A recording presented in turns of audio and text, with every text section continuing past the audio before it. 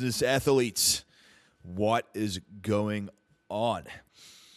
ADHD, anxiety, and the chemistry of focus.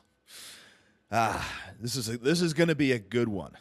This is a good one. This is one of my favorite topics, by the way, that your brain is not broken.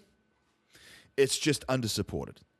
And how do we optimize your brain chemistry so you can perform at a higher level consistently and not crash and burn and have mental breakdowns and hit midlife crisis like so many people do? How can you have better energy, better focus, less anxiety? This is coming from someone that's got a real story around all of this stuff. So I have some show notes pulled up because there's a lot of tactical things we're going to dive into. I want to make these podcasts tactical, like giving you very useful nuggets of information that you can go away and actually use.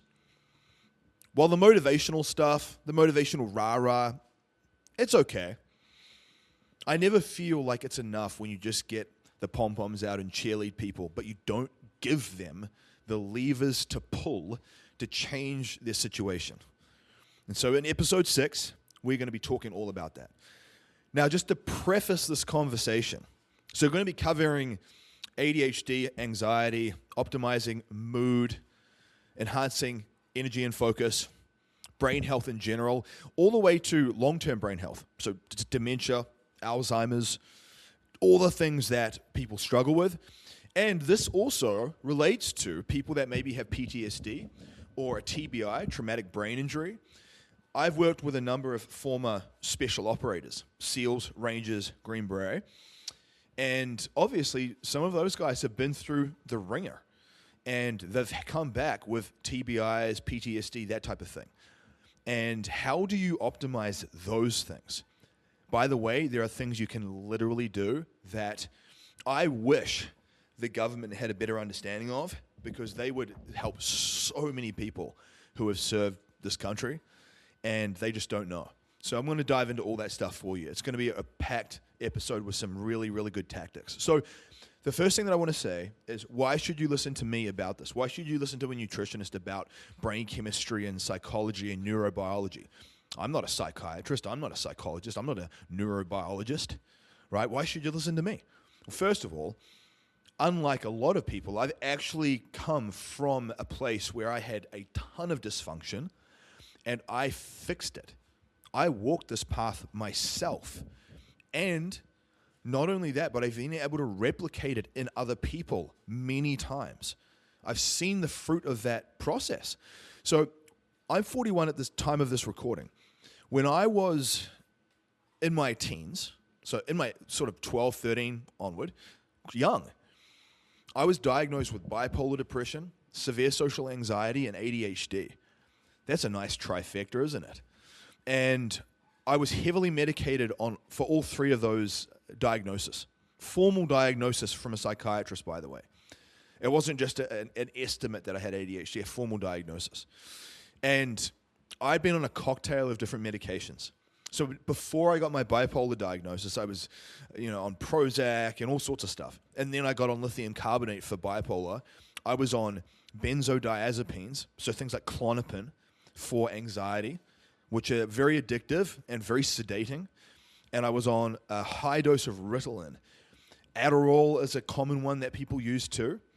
Now, maybe you don't have any of these issues. The thing I want to tell you is maybe you don't have any of this stuff. You're like, Fraser, should I listen to this episode? I don't have bipolar. I'm not medicated out my eyeballs. Yeah, you want to listen, because this is not just about how to help you go from being like a train wreck like I was to normal. This will take a normal person's brain and turn it superhuman. Think about this. Your rate limiting factor when it comes to your business, your profession, the way you interface with the world, it's contingent on the chemical state of your brain. If your brain is all dysregulated and inflamed, you're going to be irritable, you're going to be drowsy, you're going to be tired all the time. You're not going to be able to create magic in your life when you feel that way. So you're not going to interact with your spouse or your partner very well. You're going to be irritable with your kids. You're going to have brain fog. You're going to forget stuff all the time. How are you meant to lead a team, let alone lead yourself when you're in that place? So this is literally one of the highest ROI levers that you could pull, paying attention to and optimizing that brain chemistry. So I was on a raft of medications for about 10 years. 10 years. And it did some long-term damage to my system. I will tell you, it did have a long-term effect. And so that's why I'm very, very diligent now, because I recognize that I have to be. If I want to perform at a high level and I want to be the person that you see me being now, I have to be. I have to cross those T's and dot those I's. So first I'm going to talk about how I got off these things. Because for anyone that's in a position where maybe you're on substances, first of all, you have to actually decide how you're going to reset your system. So basically, I'm going to talk about this first, and then I'm going to touch on the different issues in terms of focus, ADHD, concentration, anxiety, and the different ways to assess where your brain chemistry is at using what's called the Braverman Test. So there's a test that you will be able to do after this show that's online. It can give you a subjective estimation as to your brain chemistry. And then you can literally backfill and reverse engineer aspects of your diet and supplementation based off that to change the chemical state of your system, because food is like software and your body and mind are the hardware, and you're putting a good operating system update on the supercomputer. It'll be magic, and I'm telling you, you will definitely get some value out of this. So when I realized that this was not the path that I wanted to walk on in terms of being heavily medicated, really sedated, I felt like crap. I wasn't performing at all well, and none of the stuff was working for me. What I realized that I had to do was I had to do a couple of things. One, I had to first of all get a baseline of my blood work. So I needed to know what's going on in my biology with my hormonal status, with inflammatory markers in my system. So if you go back to, I believe it is episode 3, in episode 3 I talk extensively about the power of getting blood work run. You need to know your numbers. If you own a business or you're operating in any type of business capacity, you need to know your profit and loss balances. You need to know the ROI of a certain ad spend. You need to know your data and numbers to make informed strategic decisions. And if you don't have your data with your blood work, you don't know what's what. For example, if your mood is low and you're not feeling very good and you feel kind of funky, part of it could be hormonal. For the ladies, you might be going through a menopausal shift. Postpartum is another one. So whether you've just had children or you're going through a menopausal change, those drops in estrogen and testosterone and progesterone can have a real world consequence on your psychology. You might notice an increase in anxiety, and your mood just starts to tank. The same thing is true for men. It could be low testosterone. That's an obvious one. Or low vitamin D status. People don't realize how much vitamin D impacts psychology and immune system. So I say this because sex hormones is an area to focus on. I also say this because insulin sensitivity and your blood glucose metabolism has an effect. So if your fasting insulin is really high and your hemoglobin A1C is high, and I'm talking we want your hemoglobin A1C down 4.9 to 5. If you're at 5.3, 5.4, 5.5 plus, not good. Basically what that is it's a representation of the inflammation in your body. And think about this. When you have inflammation in your body, so if you have high cholesterol or high blood sugar levels, that type of thing, that's inflammation in your cardiovascular system. That's inflammation in your arterial system, veins, capillaries, that stuff. That's not localized to just your body. Your brain is getting that too.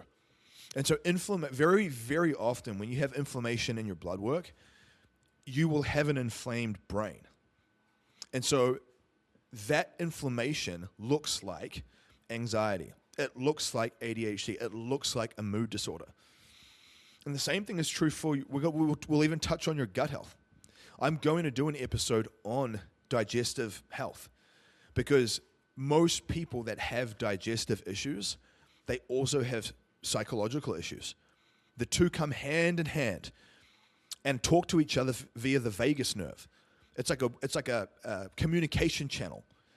And so if you have inflammation in the gut, you will often have inflammation in the brain. And so part of this process is knowing your blood work, working on a gut rehab protocol, because then you can start to troubleshoot things. So what I did, that was one of the first things that I did. So I went through a nice little gut rehab process. And by the way, this is the type of thing that in my business athlete council, I can walk you through this stuff tactically. So the gut is a relatively complex system. You know, things like a good quality digestive enzyme, betaine, HCl, and pepsin, a good quality or symbiotic, postbiotic, glutamine powder, high dose glutamine powder, things like aloe vera. These can be the types of things that help with the status of your gut. Even peptides like KPV and BPC 157. So the gut was one part of it, because I realized from all the alcohol and the antacids and the junk food and stress, the gut was in a pretty dire state. That was the first thing. So I worked on the gut stuff, because that way you're sending that positive anti-inflammatory signal to the brain. The other thing that I did was I got the blood work run. So I could see, okay, what is happening with my sex hormones? What's happening with my thyroid metabolism? What's happening with my insulin sensitivity? And all the different inflammation markers in the body, right? And at that time, I didn't have as extensive knowledge around blood work as I do now. So there's probably things that I could have done a lot better, but at least I had that awareness to, hey, let's get the labs run. And not just your typical insurance policy panel that you run through your MD. I'm talking like a proper comprehensive panel. Like you really want to pay a bit more to get, and I talk about the importance of why in episode 3. So you really want to go back and listen to that.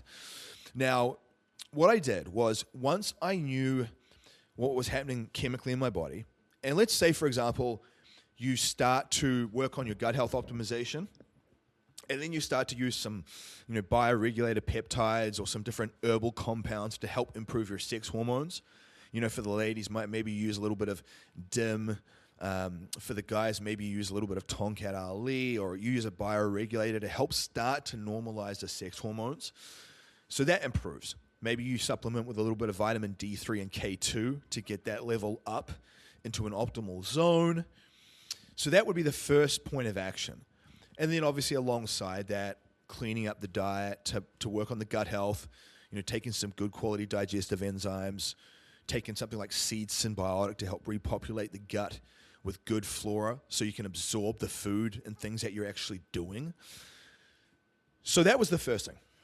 What I also did was I ran what was called a Braverman Test.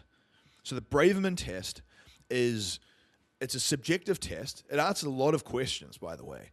It can feel quite repetitive, but it's extensive because they use the repetition to really nail down the approximations for the different brain chemicals. So based on your experience, like your perception, they can estimate your brain chemistry. So your dopamine, your serotonin, your acetylcholine, and GABA. Think of these brain chemicals like the gas pedal and the braking system of a vehicle. And so very often, acetylcholine is like the accelerator of the brain. And GABA is like the braking system. And dopamine and serotonin is kind of work in the middle there. I won't go into too many mechanical details about that because that'd just be overwhelming for people. But I say this because a lot of entrepreneurs and type A personalities that I work with, at least, are acetylcholine dominant and GABA deficient. So they're basically all gas and no brakes. And that's where you get that sort of manic, frenetic energy, that anxiety energy from, is partly that chemical state. And that's something that you can actually improve. So I did the Braverman test. And it was so long ago now, I don't remember my exact scores. But when you do that test, it will tell you what is high and what is low. And then what it does is it gives you feedback on the types of foods, vitamins and minerals and supplements that you should probably add in or leave out to optimize said neurochemicals. And so, for example, there's different things will help improve different chemicals. So, for example, sweet potato will help improve serotonin. So there's different things in eggs. Choline helps with acetylcholine. So there's different things that you can do in your diet that will literally help with the brain chemistry. And it will give you lists of these things. And there's supplements too. So like, for example, 5-HTP can help with serotonin production. You can use things like theanine serine, or even a little bit of GABA to help with GABA production. And what I did was I started to get intentional about adding in foods that helped the different neurochemical precursors that I wanted to improve. So I would add them into my main meals. I would add them in as snacks intentionally, like whole food supplementation. Because remember, like I said, food is like software and your body and mind are the hardware. Now, alongside that, that's where you can add in some supplementation and stuff like that. So obviously, there's a raft of supplements. You're going to have some that are herbal. You're going to have some that are like peptides, and some that are like mineral-based supplements. Now, what I would say is, based off your data, pick 1 or 2 supplements per neurochemical, or depending on the severity of it, and then you intentionally start to stack in the supplements alongside the food. So, for example, think about this. Dopamine affects focus, drive, and motivation.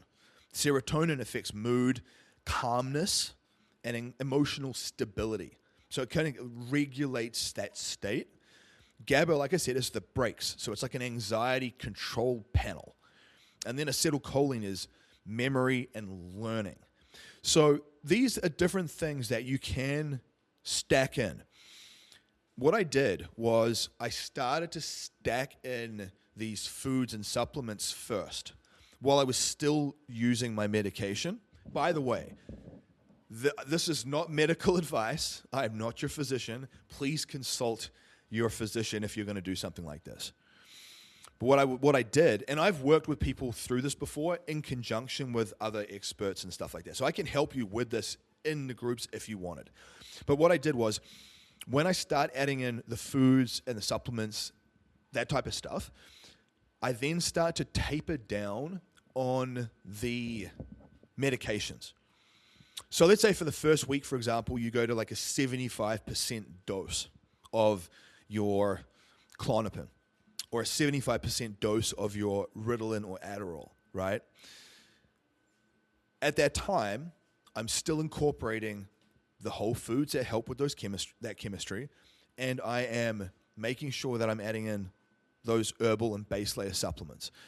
Then what I do is I start to taper up the dose of those supplements and foods, while at the same time tapering down the medications. So basically what I did over a 4-week period was I tapered up and down on both ends of that spectrum to wean myself away from those medications, where at the end I was just using whole foods basically with a little, and I even like essentially tapered back on some of the supplements I was using. I just wanted to get the basics locked in, and I just wanted to make sure that I was able to get that transition locked over efficiently. So once you go through that process, then the journey begins, because then at that point, it's like, how do we really optimize the chemistry in a high level way? So I found that that's the first step. Now, when it comes to things like ADHD, for example, most people don't realize that ADHD is not probably even the problem they have. It's insulin resistance and blood glucose instability. And what does that mean?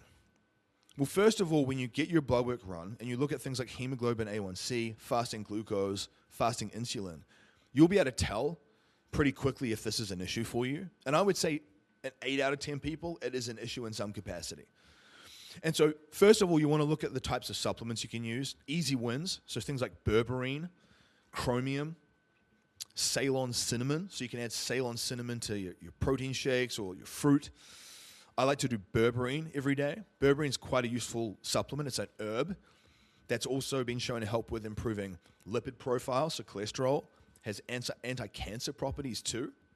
And it obviously has insulin sensitizing benefits. Because think about this. If your blood sugar levels based off your diet and stress is like up and down and up and down and up and down, every time you spike up, you crash down.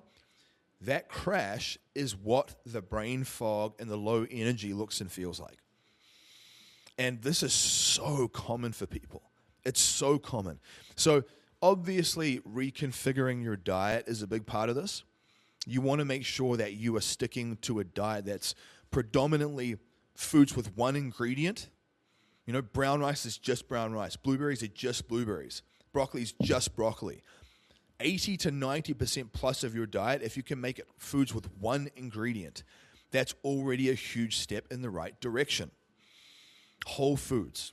The other thing that I would say is the timing of your carbohydrates. So typically when I consume fruits, I usually pile drive them into my post-workout window. Because at that point, I've trained, I've depleted a lot of glycogen, aka sugar, out of my muscle cells. So my body's like a dry sponge looking to soak up the water, aka the calories, the sugar, the fructose. So I will push my fruit sugars into that window because your body's a lot more efficient at taking that and basically using insulin sensitivity to shunt it into muscle glycogen. It's like stored muscle, stored sugar in your muscle, basically. So that's one of the first things. Other things like walking. You know, in episode 2, I talk about the massive effects of how walking more helps with all kinds of things. I mean, literally, they've done brain tests on how walking improves blood flow to the brain. Like different areas of the brain light up by walking. And so you can probably hear in the background, I'm on my standing desk and walking pad right now. I walk all day while I'm working. It really does help your chemistry. It will make you very, very insulin sensitive. My insulin sensitivity markers are through the roof because I'm walking at a slow pace pretty much all day. And if you can engineer your life like that, absolutely do it. Absolutely do it. Another thing that I think is really important is consistent weight training. Muscle mass is a very useful metabolic organ, basically. It's like the engine of your metabolism. And that's where you store all that sugar. And so when you train, you will push up your neurochemistry. You'll get these little releases of dopamine and serotonin. That's why training and moving your body is really, really important to improve that insulin sensitivity so you don't have those moments of fog. Another thing that I think is worth noting is food sensitivities. See, sometimes you might go, Fraser, I get it, but I've been eating a clean diet, but I still get the fog and the issues. Well, have you done a food sensitivity test before? Because if you are eating quote-unquote healthy foods, but you're having a reaction because you have a sensitivity to something, that in and of itself can cause the mental fog. That can cause the anxiety, by the way. So I've seen people with sticking to a pretty clean diet, they get the food sensitivity test done, it lights up like a Christmas tree, and we need to go through that process of removing these things, finding replacements and food swaps, healing the gut, and then reintroducing and microdosing them back in once the gut's acclimated. So you can handle that stuff. That way you don't get that reactivity. So not only are you cleaning up the food choices based off sensitivity, but you're cleaning up the food choices based off the blood glucose response. And when you do those two things together, you'll have and the walking, you will have a nice, stable blood glucose level through the day. And that's really, really powerful for enhancing that cognition, output, and focus. Now, one thing that I would say, so this is a very wide topic. There's a lot of different rabbit holes we can go down. So I'm just trying to make sure that I focus on the common ones and the good ones first. what I would say also is that when you are thinking about the brain chemistry in general, energy levels, memory, output, focus, another area that is important to really try to address is your sleep cycles, your sleep patterns.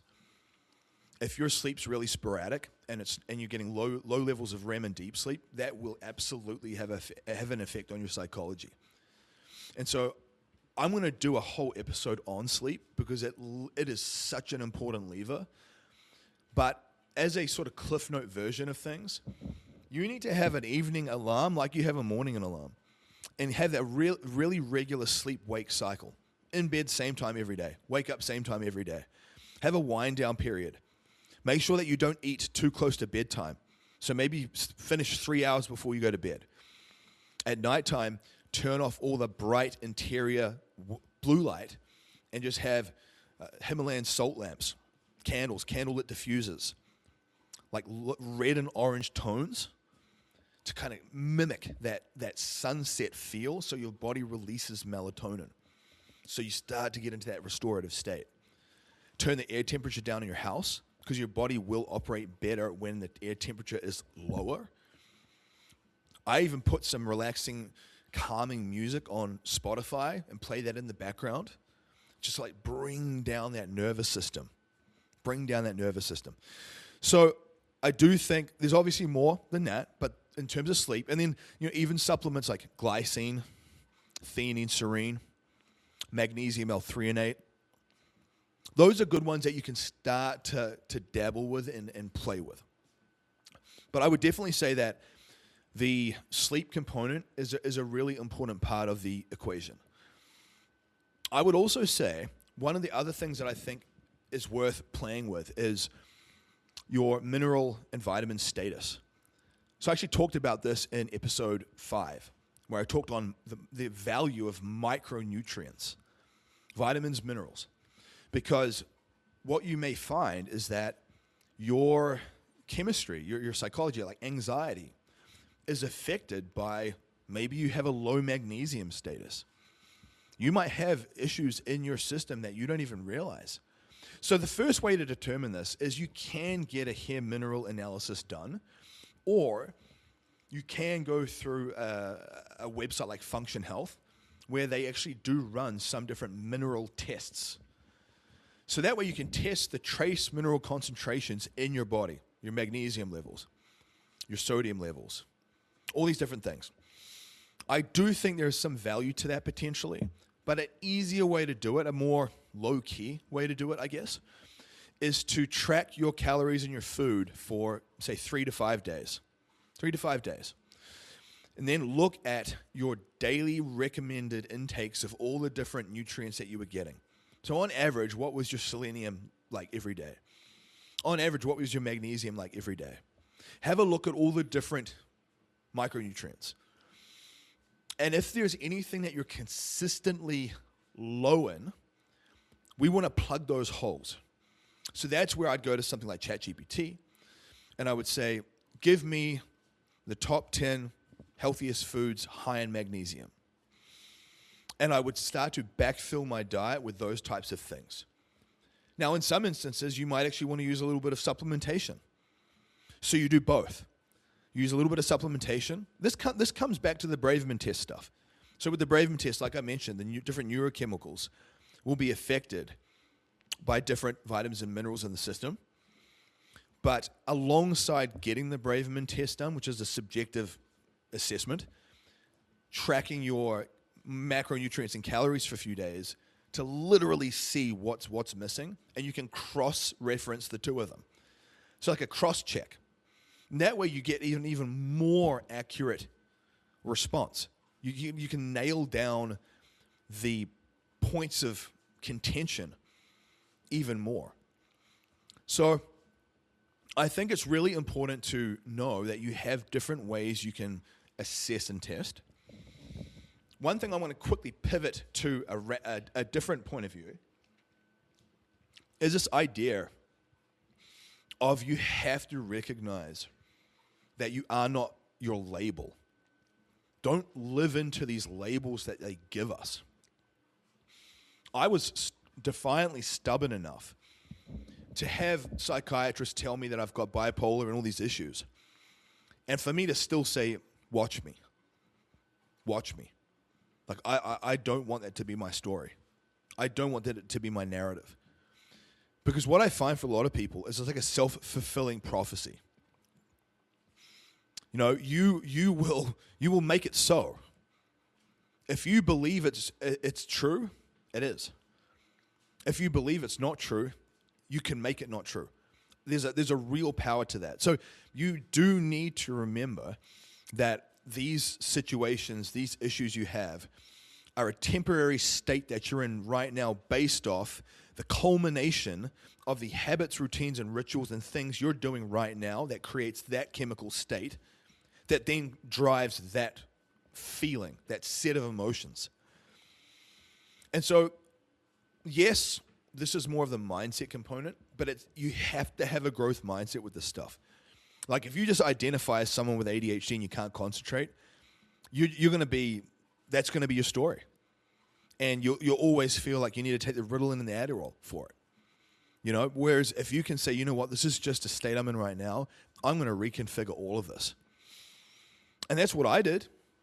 And it literally changed the game. Because now, 12 years on, I haven't been on any psych meds for 12 years.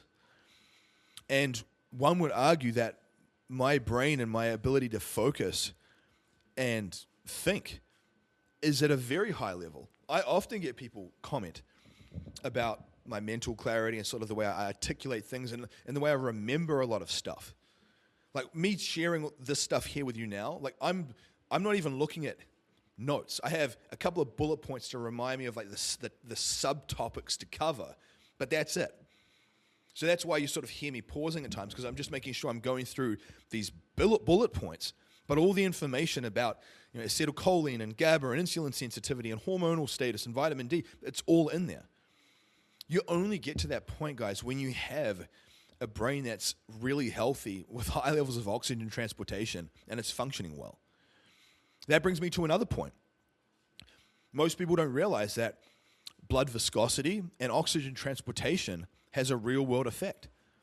So this is especially important for a lot of the men, and specifically a lot of the men that are on testosterone replacement therapy. Because what you will find is that if you get your blood work done and your hematocrit and your hemoglobin are elevated, that basically means that your blood is thicker. And typically what you'll find is that your blood pressure will be higher as well. And there is an absolute common thread between elevated blood pressure, hemoglobin, and hematocrit, and dementia and brain disorders, long-term, just brain degeneration. So, and the reason why I say this is because if you can have nice thin blood that moves through your system cleanly and transports oxygen and nutrients efficiently, not only is it more efficient on your system in general, so you have better energy, but you're nourishing the centers of your brain more consistently. And so things that help with vasodilation, for example, nitric oxide. So that's why you see me consuming pickled beets every day. Beets are high in nitric oxide producing compounds. That helps with vasodilation. In your office, for example, get a little diffuser and diffuse a good quality peppermint essential oil. Did you know that peppermint essential oil is a vasodilator? So not only foods, but different types of plant compounds you can breathe. But it's really, really important to know that blood viscosity and blood thickness is a big part of it. And so that ties into needing to adapt a TRT protocol. Very often, if your blood's really thick, your TRT protocol is not good. You're taking too much. The dosing's too infrequent. And one of the best ways to get it down, at least acutely, then this is not a long-term solution, but it's part of it, is therapeutic blood donations. Because you want to get that blood thinner. When it's too thick, it's like molasses. You'll feel like you're wading through molasses. Low energy, brain fog. So I would say things that can help with oxygen. So go to ChatGPT. Give me all the foods that help with nitric oxide production. Give me all the foods that help with oxygen transportation in the brain. And just start incorporating those into your main meals. because that actually affects like performance with training too. So that's why a lot of the pre-workout supplements, for example, have arginine and other nitric oxide producing compounds in them to help enhance blood flow. Now, I don't think that you should be pounding a bunch of pre-workouts to try and improve your brain health, though. I actually would say that might have a negative effect long term. But there are elements and compounds in there that can help with that stuff. Citrulline, arginine, all that stuff is useful. So again, and always try and find foods that are high in these things too. So it's always worth going for the foods first. Now, another area that I think is really important and useful to note is peptides. Peptides is one of those areas that is less known, but I really found that for me it was a massive component. And so there are peptides like cerebrolysin, which is a BDNF peptide, so brain-derived neurotropic factor. Basically, it's like fertilizer for your brain. It helps regenerate brain cells. And I've done multiple rounds of cerebrolysin because I'll be the first to admit, when I was younger, I definitely abused my brain. I took a bunch of drugs. I drank all the time. My diet was terrible. I mean, a lot of people will do this type of stuff in some degree, but I was quite extreme. And I would say, especially for people that have either had high levels of cholesterol or high blood pressure for a long time, that damage on your cardiovascular system will have had an effect on the blood flow in your brain. So it's important to know that cerebrolysin will be good for people in that category. It's good for people that have had TBI, so traumatic brain injury. So whether you used to play football or you've had like a concussion or you were a special operator or a veteran and you're dealing with that type of stuff, cerebrolysin can be absolutely game-changing. I've run it with multiple students that were former special operators, and they really did notice a difference. So cerebrolysin is one of the first ones. There are other, what I said, like cognitive enhancing peptides. I won't go into this in too much detail here. I did an episode on peptides, by the way. So I can't remember what that one was. I think it was episode 4.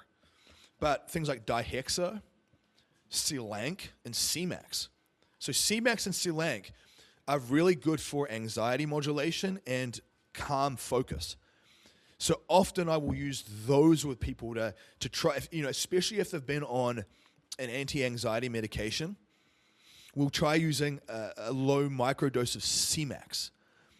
And the good thing about peptides, guys, just a quick cliff note on peptides, they are basically just like signals. It's like a blueprint. It's a chain of amino acids that sends your body a blueprint, a signal of what to turn on or turn off in your system naturally. So it's got a very good safety profile. And all in all, they do have a very useful effect. So I would say that those brain peptides are some good ones. There are others like pinealion or epitalon. But again, that's a whole other sort of discussion around different areas of the brain that might help with sleep optimization. But it's definitely worth exploring. And even peptides that help with systemic inflammation. So TB500, GHKCU, these types of peptides can help bring down inflammation across the board, and that also pertains to your brain. So I would say that's definitely a useful area of focus. In terms of other tactics, other levers, one area that I think is worth noting is what I call priming the pump. So priming the pump, think of your physiology a bit like a windmill. You know, a windmill that creates energy. If that windmill is just sitting on the hill and there's no wind coming through it and the turbines aren't rotating, you're not going to generate any power, any electricity. You need to move your system to pump the system. And what happens is as you walk, and this is why I mentioned before when they've done scans on the brain will just light up all these different areas just from walking. And so what I've found is that in order to get more blood flow and pump the lymphatic system and the glymphatic system through the brain, that movement is key. So what I do is, like I said, I walk through the day. But what I also encourage my students to do, and I would encourage you to do this too, is to get a Peloton bike or an air bike and set it up in your office. I know that sounds crazy, right? But I'm telling you, business athletes in 2026, this is the way they will operate. Like using these tactics, tools, and techniques to prime their system, to elevate that energetic state, to get that oxygen transportation elevated so they're sharper, they're more alert, they're more cognizant, and they execute at a higher level. The ROI of that is huge. So I have an air bike, and I'll jump on it multiple times through the day before I'm about to jump on a call or a Zoom meeting or a podcast to prime the pump. Matt, it's such a I would say that's one of the most potent tools that is in the toolkit. And like I said, in episode 2, I talk about it in depth. So there are other things, when it comes to supplementation, I don't want you to just think, oh, well, I'm going to pound a bunch of supplements and it's going to help fix everything. But there are some things that can be useful. So I'm just going to kind of rattle off a few that you can think about and contemplate. High dose creatine monohydrate.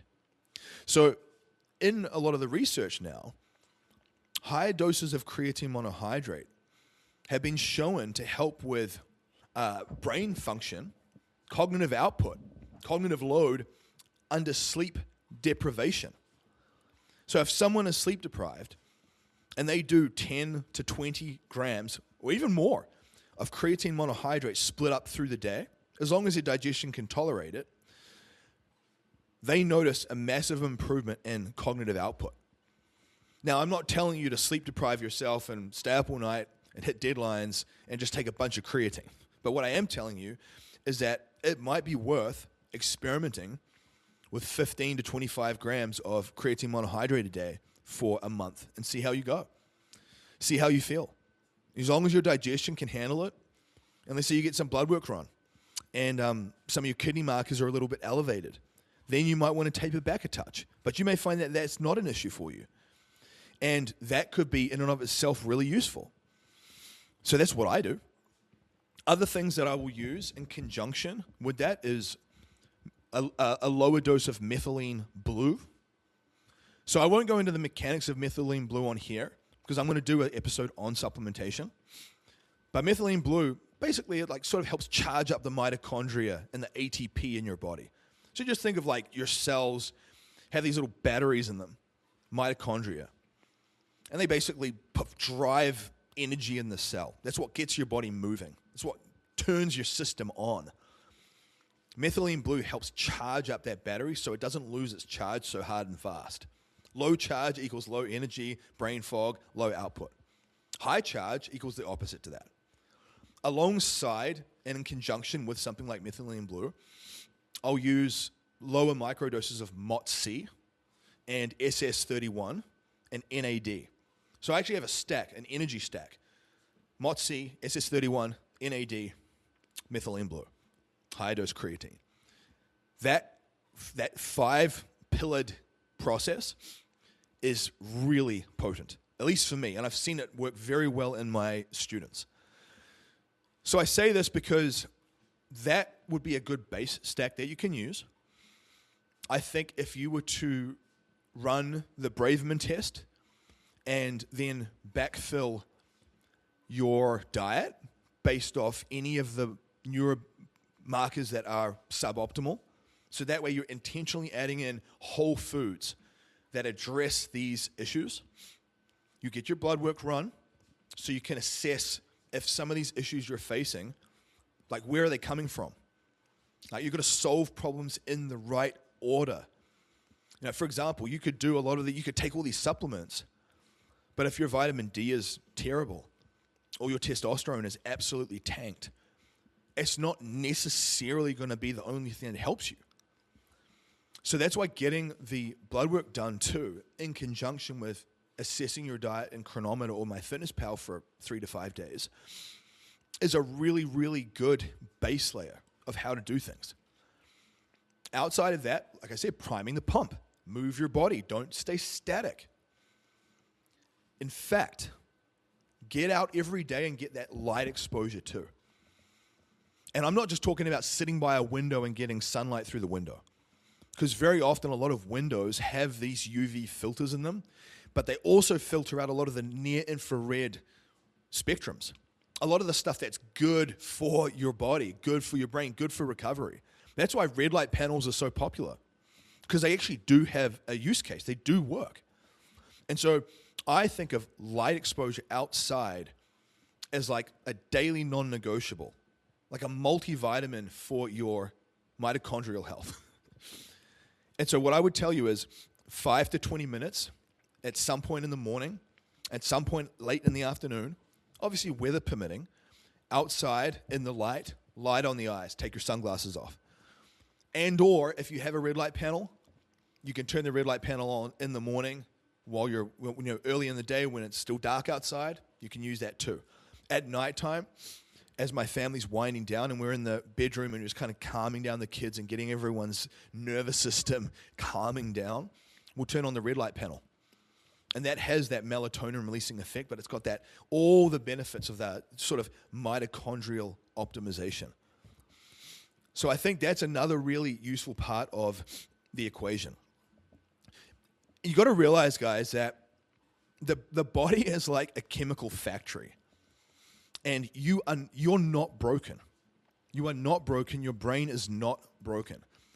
But you probably just have a bunch of inflammation, and you're taking too many stimulants and sedatives, and you're not understanding the types of fuels and systems that you should be adding in to your diet to help you. That's why when I talk about diet, I don't talk about whole foods from a place of me being a purist, and I'm looking down on you peasants if you're eating Oreos. I recognize and understand the inflammatory effect on the brain junk food has. Pay really close attention to how you feel after, and especially the next day, after you eat a bunch of junk food. You will notice, once you start to pay attention, you will notice more and more that the next day you feel quite groggy, and your energy is often quite low, and you will feel anxious. I noticed that. That was one of the biggest dot connecting components for me, was as I would clean my diet up, I would notice in the morning I had a bit more vitality. I felt a bit better the next day. And then any time I would deviate and I would add in processed crap, I would often feel like low energy and foggy the next day. It's not an ADHD problem. It's a blood glucose roller coaster that you're on. And so another part of that I think is really useful is thinking about healthy food upgrades. This is one area that I talk about a lot in my Anomaly Project course, my signature 6-week course, and especially in my Business Athlete Council. So I would even tell you guys, like, if this information is appealing to you, but you feel like, man, I'm drinking from a fire hose, this is so much, how the heck do I remember any of this? Get into one of my coaching models. Get into my Business Athlete Council. I talk about this stuff in depth. We talk about peptide protocols and tactics. We can review Braverman Test stuff. I can give you a myriad of healthy food upgrades. So for example, one of the ones that I love is there's a brand called Macro Mike. Now Macro Mike, it's based out of Australia, so the shipping takes about 1 to 2 weeks. But they have healthy, high-protein, low-allergen baking mixes. Brownies, donuts, cookies, mug cakes. And so what I tell my students is rather than slamming back a bunch of donuts or a bunch of just straight processed stuff, high inflammatory load, do some Macro Mike. And not only do the kids love it, and they notice very often the kids have a better temperament. They have that less of that bouncing off the wall ADHD type stuff. And that's, again, most children's behavioral issues, by the way, are not actually what people think. Most kids that have behavioral issues, defiance disorders, ADHD, it's their diet. It's lack of minerals, and it's their blood glucose roller coaster. So I would tell you, as a parent, this stuff's fundamentally important. Because I'll say this now. I don't even think my own ADHD diagnosis was real. I look back at my diet then, it's total garbage. My blood glucose level would have been all over the place, total roller coaster. That's what I was experiencing. That's what I was feeling. And by the way, my micronutrients, like all the vitamins and minerals, was probably totally trashed too. And I certainly wasn't getting a good quality omega-3s in the diet. Omega-3s are another thing that help with brain function. So I do a double dose of omega-3s every day for that reason. Not only to help with cardiovascular health and joint health, but brain function. So I say this because you have this amazing, amazing ability to reconfigure your chemistry. And I would say that in all of my experience, the rate limiting factor that I see with most people is the constraint of their brain. If their brain is really inflamed and just in poor health, it's really hard to stick to a diet properly. It's really hard to want to train consistently. It's really hard to produce and perform at a high level. So I would tell any of you guys that are CEOs and business owners and operators, you have a vested interest in helping your team, your coworkers, your employees to optimize their brain chemistry so they can produce at a higher level. They're more mentally sharp. They articulate better. They have better memory. Think about the benefit of having a team that are really mentally sharp and locked in. That to me is a massive, massive ROI. It's massive. And so I say all this because I know there was a lot of twists and turns in this conversation. You know, we talked about blood work. We talked about Braverman Test. We talked about vitamins and minerals. We talked about different supplements and peptides. There's even more, by the way. I mean, there's things like cold exposure, cold plunges, and sauna. But I'm just trying to stick to things that are a lower bar of entry. If you have sauna access, that's awesome. Go use it. And then obviously, like I said, training. You cannot overlook resistance training and even just moderate intensity cardio. Moving your body is one of the best things that you can do. I've seen people try all the other things, but they just avoided moving their body well, and it does not create the effect that you want.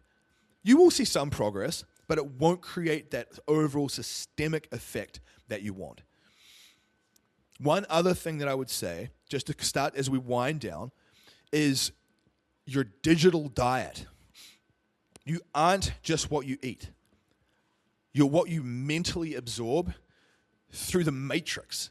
So look at your news feeds on your social media. Look at your news feed on Instagram. Look at your news feed on Facebook.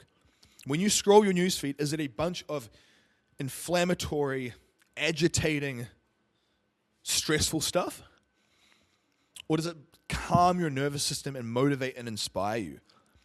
I would tell you, you need to aggressively curate your social media newsfeed. Because if you're jumping up in the morning and you're just absorbing a bunch of stressful, inflammatory stuff, that will absolutely have a biological effect on your system. Cortisol increases, adrenaline goes up. That cortisol will eventually lead to burning out the system. Very often when that's elevated, that starts to affect sex hormones. Testosterone starts to tank. Resting heart rate increases. Heart rate variability drops. That's when you start to feel anxious and stressed.